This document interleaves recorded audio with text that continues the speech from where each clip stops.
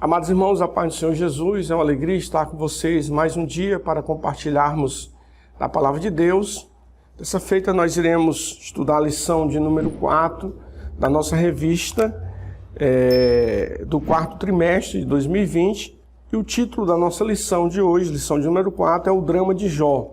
Interessante que o autor ele vai chamar a nossa atenção com esse título justamente para relatar a intensidade do sofrimento, a intensidade das coisas que aconteceram na vida de Jó e como Deus o auxiliou e como Jó foi vitorioso. E não só isso, e que lições nós podemos tirar dessa experiência tão difícil, tão intensa na vida de Jó, dada uma tamanha calamidade.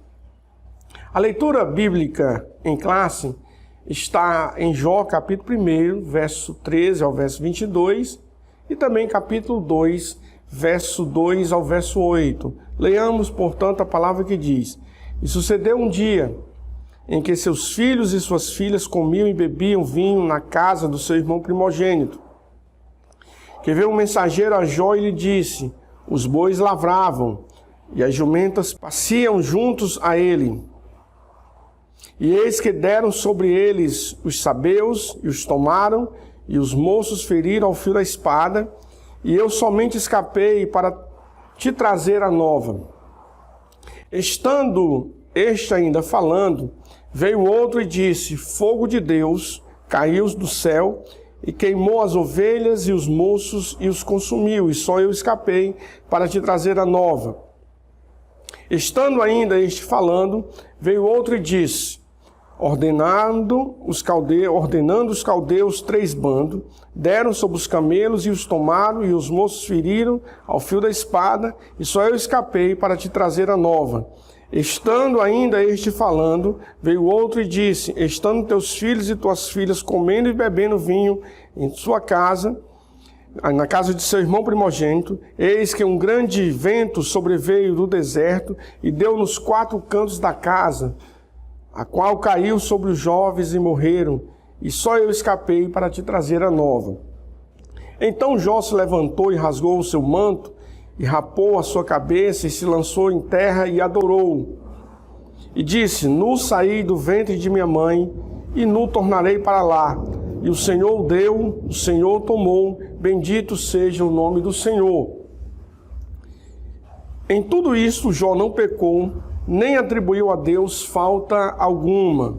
E disse Jó, no capítulo 2, verso 6, e disse o Senhor a Satanás: Eis que ele está na tua mão, poupa, porém, a sua vida. Então saiu Satanás da presença do Senhor e feriu a Jó de uma chaga maligna, desde a planta do pé até o alto da cabeça.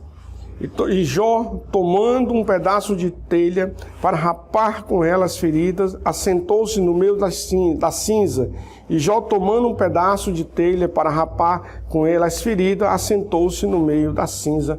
Verso de número 8. Ele fala aqui a lição, aqui, mas na revista tem também o versículo de número 7, por isso que sai um versículo a mais.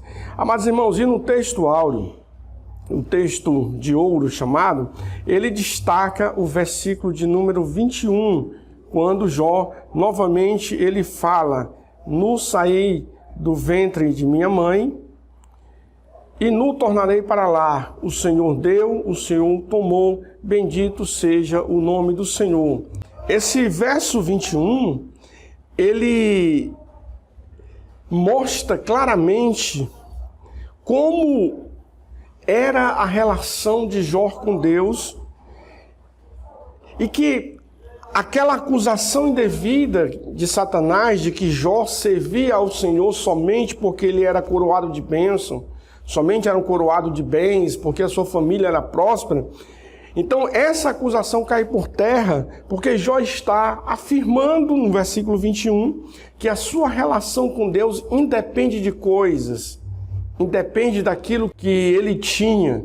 A sua relação com Deus era bem mais profunda do que qualquer patrimônio. Isso, amados irmãos, é uma grande lição para nós nesse momento em que nós vivemos de consumismo, nesse momento em que nós vivemos pós-pandemia, em que algumas pessoas foram diretamente afetadas por conta desse processo, algumas perderam o emprego e muitas dessas pessoas ainda não encontraram forças para retornar para a igreja. E aí Jó, ele sai com esse versículo aqui, colocando por terra toda a falácia do diabo, quando ele diz que ele nu saiu do ventre de sua mãe e nu tornaria para lá. Então ele diz, tudo que ele tinha era dada ou foi dado pelo Senhor. É interessante que o diabo pede permissão para tocar no patrimônio de Jó, para tocar na riqueza de Jó, também para nos mostrar que aquele patrimônio que Jó havia construído era lícito. Foi Deus que lhe deu. Não tinha nada ali de forma ilícita, ele não enriqueceu ilicitamente. Mas vamos seguir, amados irmãos. A verdade prática também chama a nossa atenção, quando ele fala que a despeito das grandes provações que se abatem em nossa vida, à luz do exemplo de Jó, devemos permanecer fiel ao Senhor. Ou seja, nós não estamos imunes às lutas, nós não estamos imunes à provação, à dor, à enfermidade, mas nós precisamos ter esta convicção de que o Senhor está sempre conosco, nos guardando, nos protegendo, dirigindo a nossa vida, e muitas vezes pode ser que aconteça na nossa vida o que aconteceu com aquele jovem ali do capítulo 9 de João, quando os discípulos estão preocupados por que ele tinha nascido cego, será que era o pai ou a mãe ou quem pecou para que ele nascesse daquela forma? Então Jesus diz, não, ele nasceu dessa forma para que nele se manifeste a glória de Deus. Vamos seguir. Na introdução, amados irmãos, essa lição tem 3 capítulos, né, tem 3 pontos, aliás, e vamos entrar na introdução. A introdução, ele chama a nossa atenção, aqui o autor, o pastor José Gonçalves, ele chama a nossa atenção quando ele diz que a provação de Jó fez com que a sua vida se tornasse um verdadeiro drama, ou seja, a provação de Jó chama a nossa atenção quando ele diz um verdadeiro drama, né? Como se contava as chamadas tragédias gregas, né? Ele sempre contava de forma que não tinha um final tão interessante, mas ele, aqui no caso de Jó, quando ele usa essa expressão drama, é justamente para nos mostrar a intensidade, a calamidade que se abateu sobre a vida de Jó e como ele reagiu diante de todas essas situações.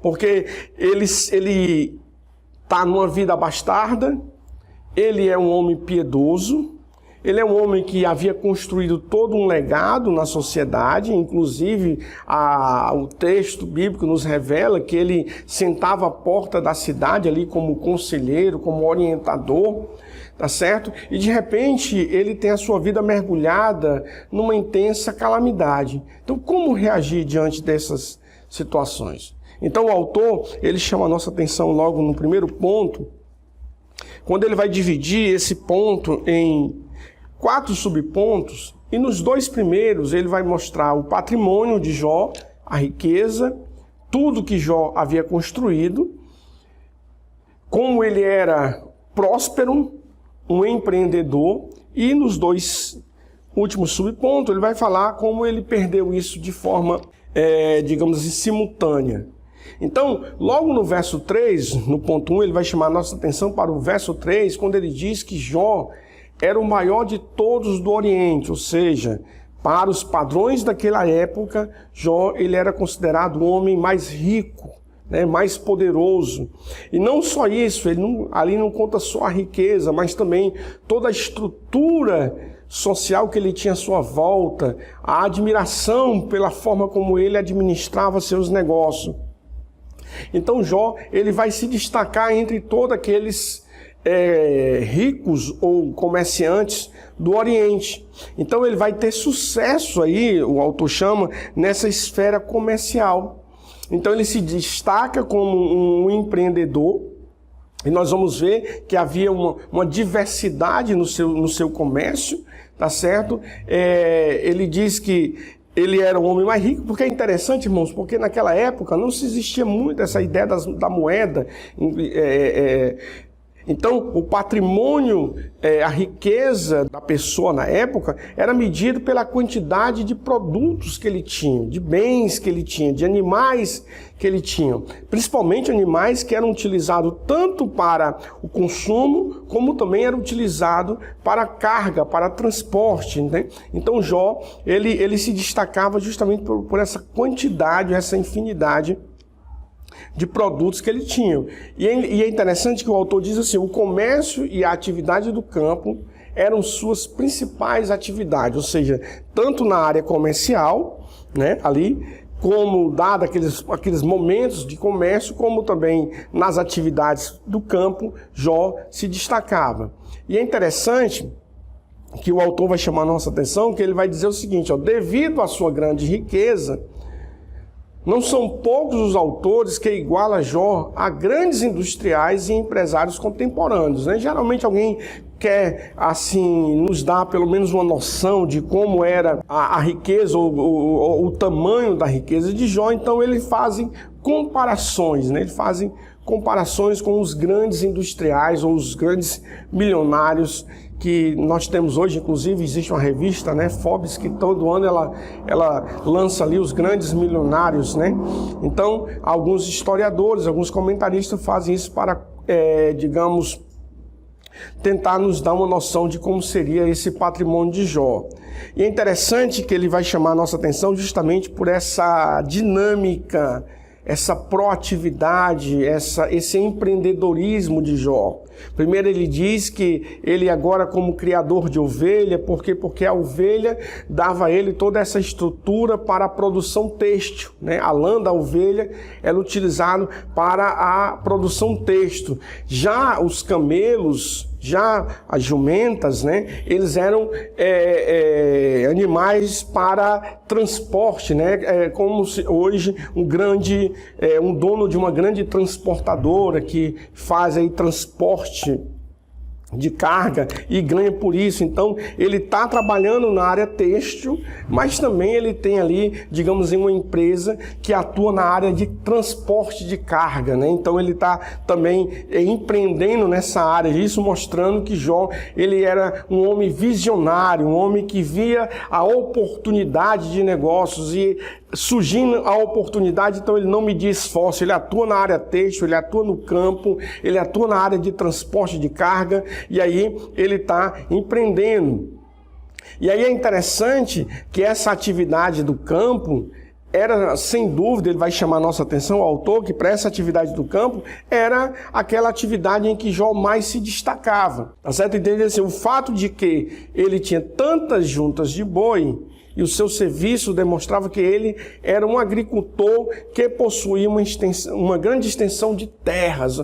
Mais uma vez, destacando aqui o sucesso de Jó nessa área. Então nós não estamos falando de uma pessoa, digamos, que tinha pouco patrimônio e de repente vai vivenciar uma situação, mas nós estamos falando de uma pessoa empreendedora, de uma pessoa inteligente, mas que acima de tudo era temente a Deus.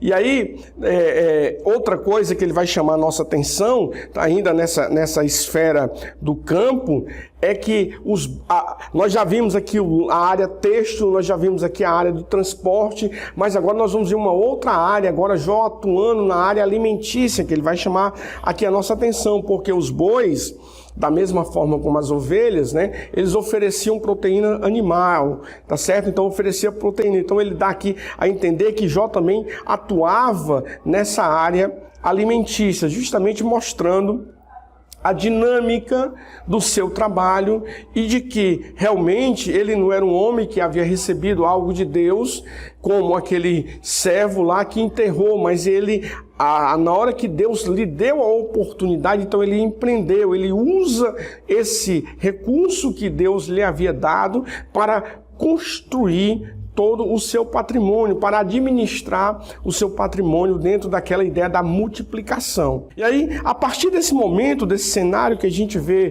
todo esse sucesso de Jó, esse homem empreendedor, esse homem de visão, visionário, que tem todo um trabalho reconhecido pela sociedade, e aí, sem que ele esperasse, o texto diz que Satanás ele se apresenta diante de Deus, obviamente com inveja, pela a intimidade que Jó possuía com Deus, e ele vai levantar ali questionamento, ele vai levantar ali dúvidas acerca daquela fidelidade, daquele compromisso com Jó. Então, o texto diz que de repente ele questiona, então Deus permite que Jó seja abatido aí por esta calamidade. E aí o texto diz logo no ponto 3 aqui, que houve um ataque agora na esfera comercial.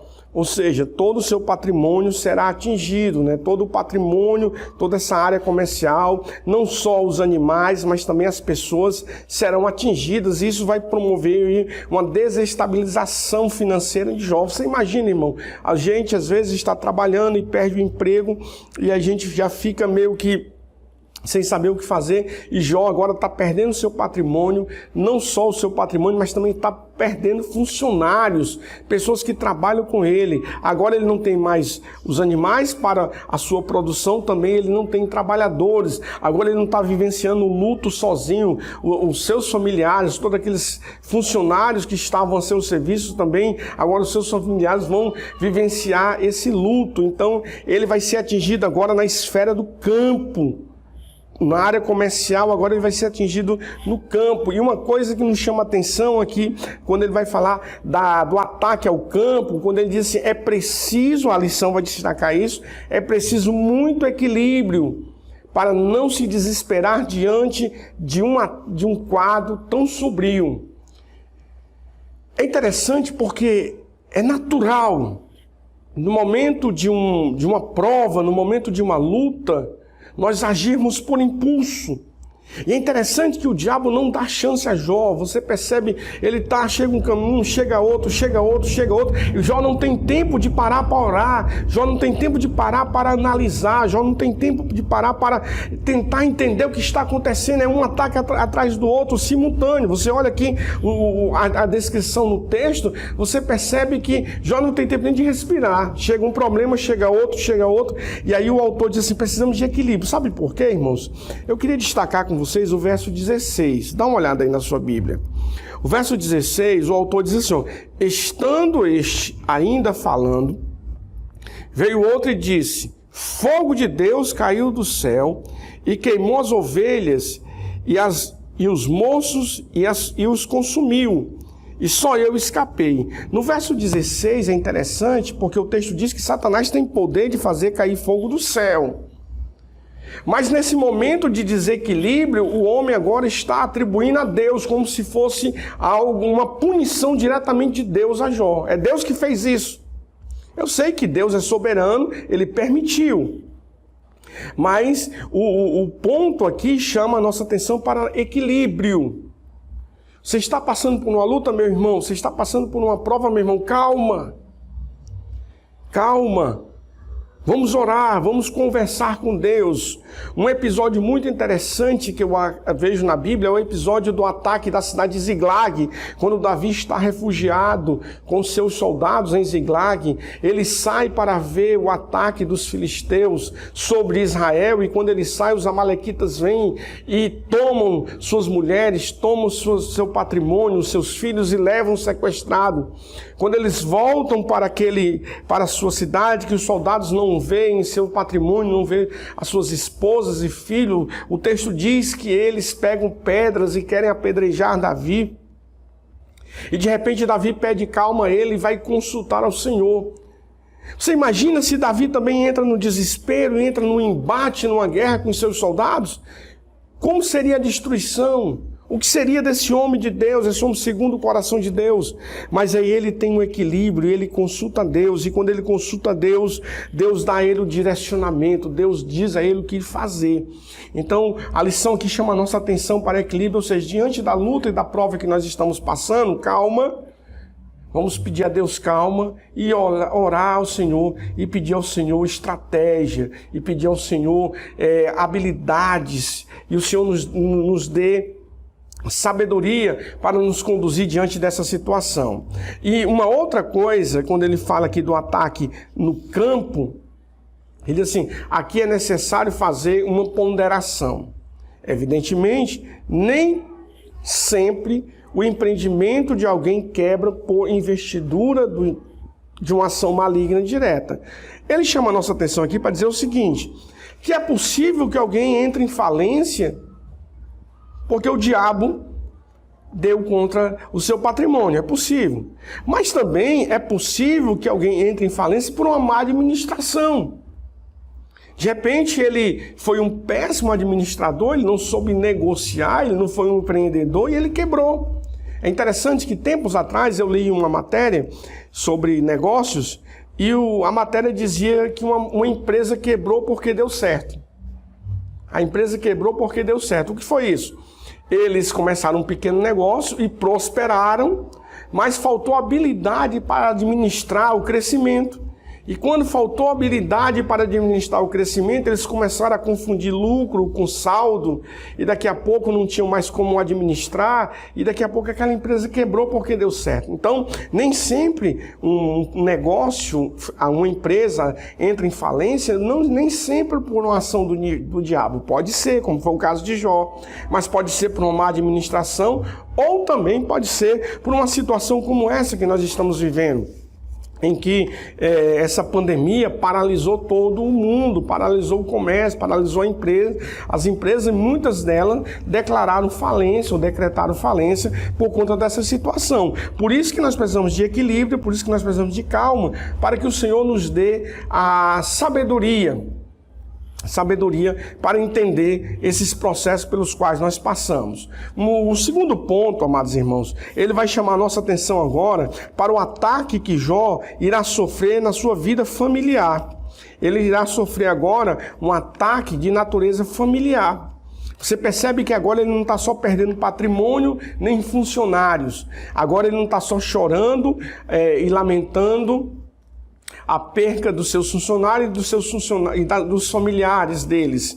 Mas também agora essa calamidade, ela se instala dentro do seu lar, quando os seus filhos irão morrer. Você imagina, irmão, para quem é pai, perder um filho já é um drama irreparável. E agora Jó perde 10 filhos num único dia.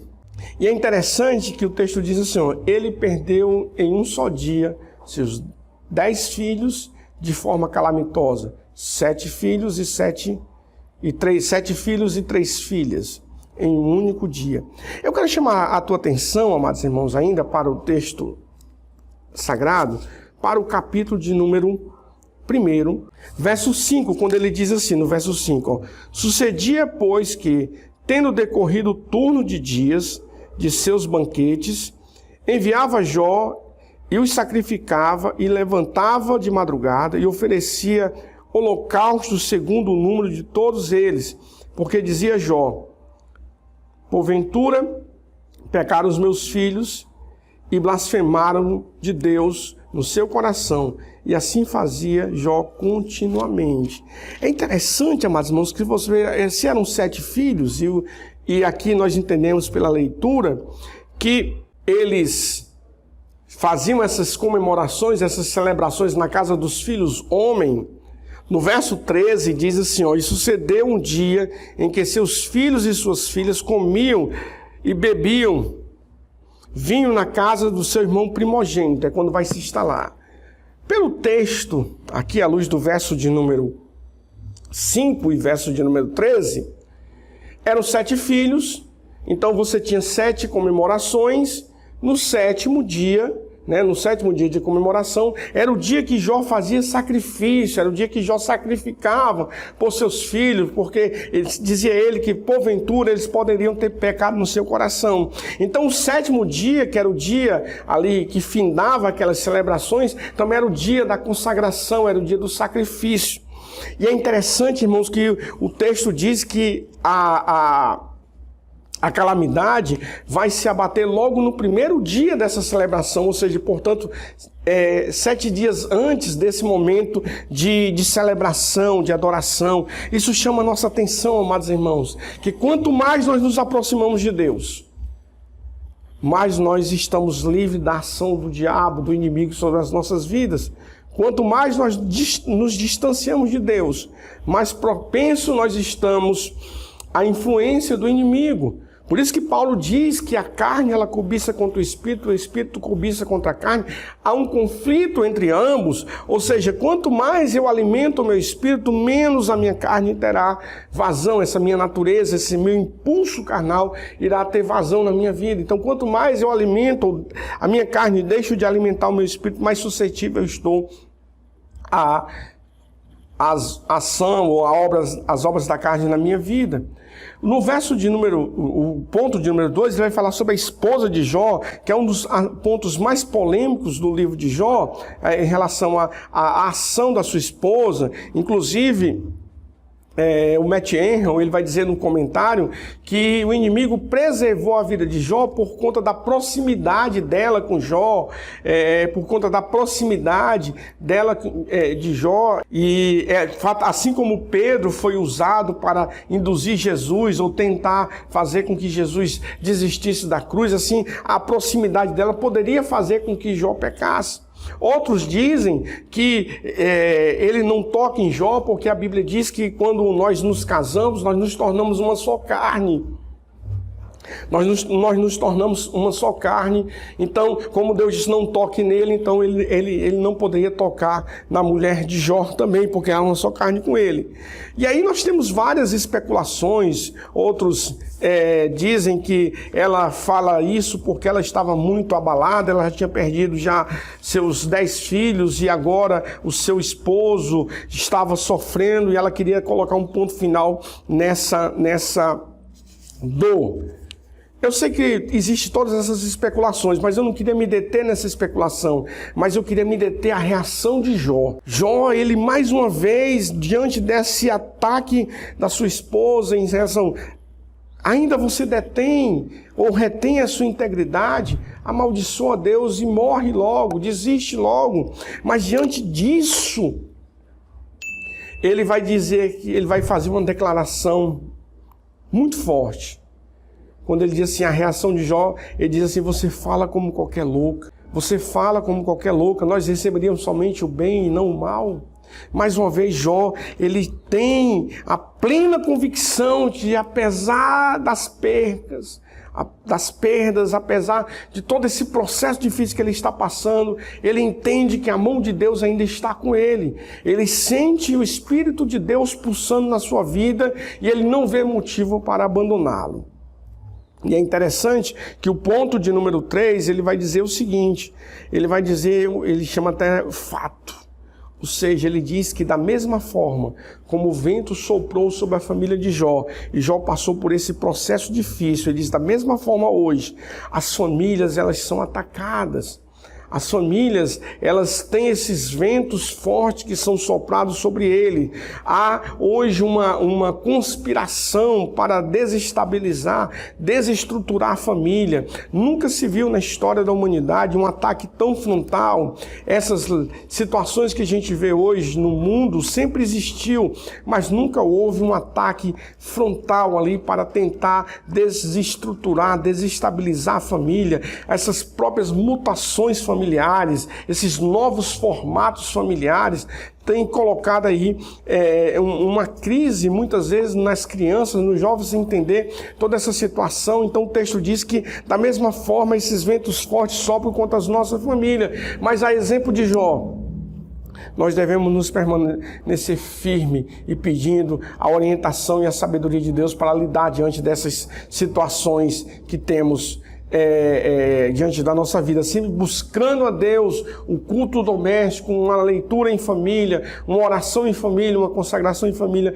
para que Deus possa nos auxiliar e nos ajudar. No ponto de número 3, agora ele vai falar uma terceira investida do diabo nesse objetivo de fazer com que Jó desista, que Jó negue. A terceira investida, ele vai dizer que agora a tragédia ela vai se dar na área física, ou seja, no corpo de Jó, com a enfermidade, e também na área psicológica. E ele vai dizer o seguinte, no ponto 1, o diabo toca na saúde de Jó. Amados irmãos, eu sei que há muitas pessoas que poderiam até perder tudo e ficar satisfeitas, assim, não satisfeita, mas ficar, digamos assim, na expectativa de recuperar, na expectativa de reaver o seu patrimônio perdido.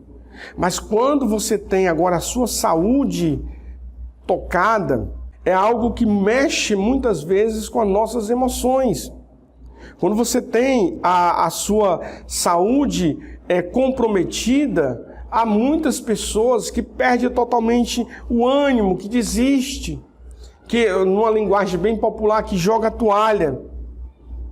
Então, o adversário agora ele tem permissão para tocar na saúde de Jó. E agora Jó está, diz a Bíblia, que ele foi tocado aí no ponto de número 2, né, na saúde física. Diz que ele foi tocado de uma chaga, né, diz o texto, né, ele foi tocado de uma chaga maligna desde a planta do pé até o alto da cabeça, ou seja, o seu corpo ficou totalmente paralisado, totalmente tomado, totalmente dominado por essa chaga maligna, e somente agora a sua mente, digamos assim, está livre para continuar se conectado em Deus, mantendo firme a sua esperança de que, mesmo que ele fosse, digamos assim, abatido ou houvesse morrido, tá certo? Ele estaria com Cristo, estaria com Deus na glória, porque essa era a convicção. Então o texto diz assim, o texto sagrado diz que o diabo feriu Jó de uma chaga maligna desde a planta do pé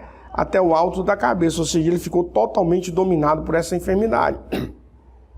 O autor ele vai dizer que tratava-se de uma doença, né, capaz de provocar sofrimento e dor. Há quem diga que era uma elefantíase, né, dado toda aquela estrutura que ficou ali, todos aqueles ferimentos que tomou conta do seu corpo, que ele não tinha nem condição de deitar-se numa cama, né? Ele deitava sob cinza, diz o texto, e pegava cacos de telha para tentar ali rapar suas feridas. E agora, diz o ponto 3, que agora ele tenta na investigação, agora a questão da sua mente. E hoje nós temos muito essa ideia de doenças psicossomáticas. Às vezes as pessoas não estão doentes, mas a sua mente está. Então ele cria toda essa situação, né, de enfermidade no seu corpo.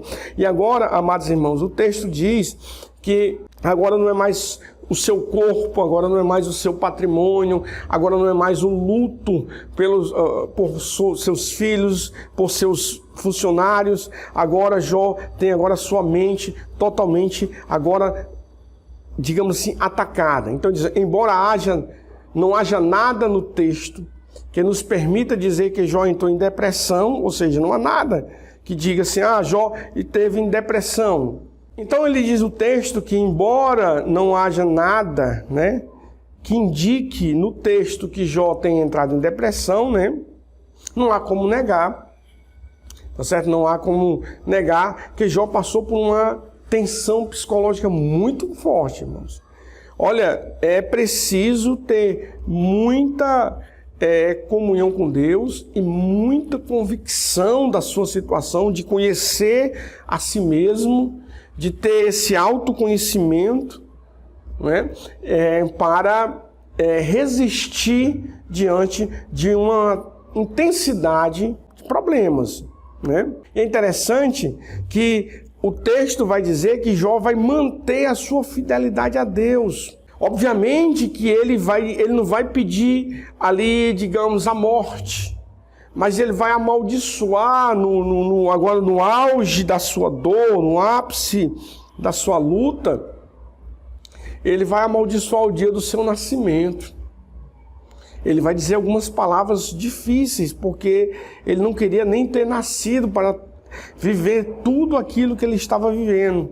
Porque agora ele não via mais razão de festa, não via mais razão de celebração, não tinha mais motivo ali na sua visão de alegria, de felicidade. Perdeu os filhos, perdeu os amigos. Agora, aquele homem que era, digamos assim, admirado pela sociedade, pela comunidade, aquele homem que era o conselheiro, aquele homem que se sentava à porta da cidade para dar orientações, que era admirado, que era imitado, que muitos queriam copiar, que muitos queriam, digamos, ter a sabedoria, o conhecimento. Principalmente, você imagina, outros comerciantes que viam como Jó administrava e como Jó era próspero, e agora Jó me dá uma dica, e agora tudo isso desmoronou. Tudo isso desmoronou. E acima de tudo, Jó agora não tem mais seus filhos. Acima de tudo, a sua família, que era fruto de uma adoração, era fruto de um culto, de celebração. Entendeu? Aí o que acontece? Agora ele perde tudo. Então o texto agora diz que ele vai amaldiçoar o dia do seu nascimento. Então o Jó, ele vai amaldiçoar o dia do seu nascimento, dado essa pressão, e somente alguém com uma tensão tão forte quanto essa de Jó é que vai chegar a esse ponto. Mas nós podemos, irmãos, aqui louvar a Deus pela vida de Jó. Louvar a Deus porque mesmo diante dessa agitação, dessa sequência de problemas, sequência de tragédia que se abateu sobre a sua vida, Jó ainda preservou a sua fidelidade, preservou a sua comunhão com Deus. Que Deus possa, meu irmão, através dessa lição, através desse drama de Jó, obviamente que eu não quero me comparar com Jó, nem quero te comparar com Jó, mas cada um de nós vivemos nossas experiências, cada um de nós vivemos os nossos dramas, nós temos processos difíceis pelos quais nós passamos. Que Deus nos dê equilíbrio, que Deus nos dê entendimento, que Deus nos dê lucidez para enxergar a mão de Deus nos guiando nesse momento e que Ele não nos abandona. Então que essa lição possa abençoar a tua vida, que através da vida de Jó, tu possa desenvolver uma maior fidelidade a Deus, um maior compromisso com Deus. Então, Deus abençoe, Deus te guarde, compartilhe esse vídeo, curta o nosso canal, dê um like, para que Deus possa estar fazendo com que esse vídeo ou os vídeos dos nossos canais cheguem ao maior número de pessoas. Então, que Deus em Cristo te abençoe em nome de Jesus. Amém.